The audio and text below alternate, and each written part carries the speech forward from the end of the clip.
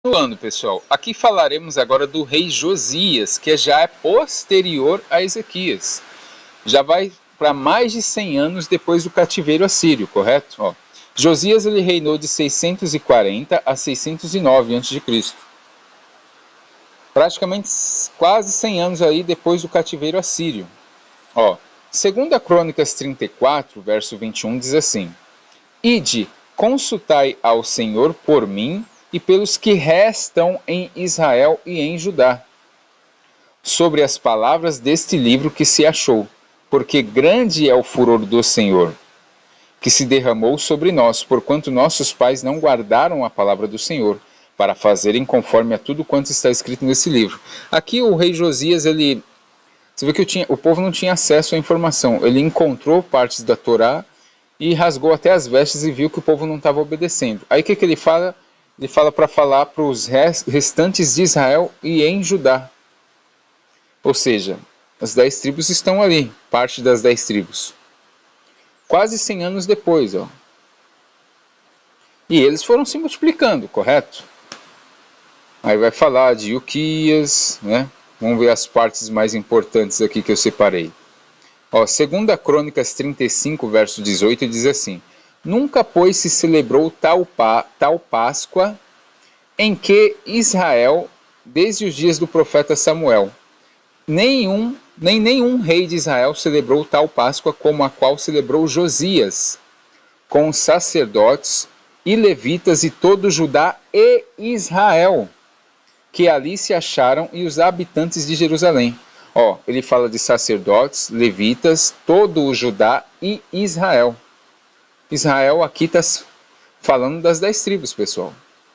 No 18º ano do reinado de Josias, celebrou esta Páscoa. Ou seja, mais uma vez essa foi a maior Páscoa desde o começo por todas as tribos de Israel, né, e Judá. No 18º ano de seu reinado foi em 622, um século depois do cativeiro assírio. E tinha pessoas do norte ali em Jerusalém. E eles se multiplicaram, pessoal. Então sim, tinha pessoas das 12 tribos ali. Correto? Mas tinha sim um restante ali que foi do norte para o cativeiro. E como a gente leu no outro vídeo, várias pessoas escaparam das mãos do rei da Síria e foram para Jerusalém. Como vimos, uma multidão do norte caindo por terra, a teoria que nunca mais voltaram, tá? A própria Bíblia desmente isso. Agora, os profetas do cativeiro babilônico falavam o que sobre o norte? Que só o sul voltaria? Eles falaram que só o reino do sul voltaria? Vamos ver. Em Jeremias capítulo 50, verso 1, diz assim: A palavra que falou o Senhor contra a Babilônia, contra a terra dos caldeus, por intermédio de Jeremias, o profeta. Anunciai entre as nações e fazei ouvir e arvorai um estandarte. Fazei ouvir, não encubrais, não encubrais, dizei: tomada está a Babilônia, confundido está Bel, espatifado está Merodach, confundidos estão os seus ídolos e quebrados estão as suas imagens. Porque subiu contra ela uma nação do norte, que fará da sua terra uma solidão, e não haverá quem nela habite. Tanto os homens como os animais fugiram e se foram. Aqui é um oráculo contra a Babilônia, tá? Onde os medos ali, os persas, né, iam. E naqueles dias, o verso 4, naqueles dias e naquele tempo, ou seja, que dias e que tempo, quando Babilônia fosse punida, diz o Senhor, os filhos de Israel virão, eles e os filhos de Judá, juntamente, andando e chorando virão e buscarão ao Senhor seu Deus. Ou seja, na época que Babilônia caísse, tanto Israel e Judá iam retornar. Aqui vemos um oráculo contra a Babilônia e depois ele fala que tanto Israel, que é o norte, quanto Judá, ao sul, retornariam juntas para Yud-Re-Vavihê. Eu pergunto, o profeta ele se equivocou?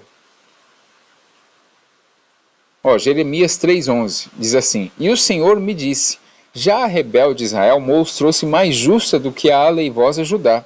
Aí uma pergunta que eu faço, se o próprio Deus está falando que Israel estava sendo mais justa naquele período do cativeiro que Judá, por que só Judá voltaria, gente? Não tem lógica.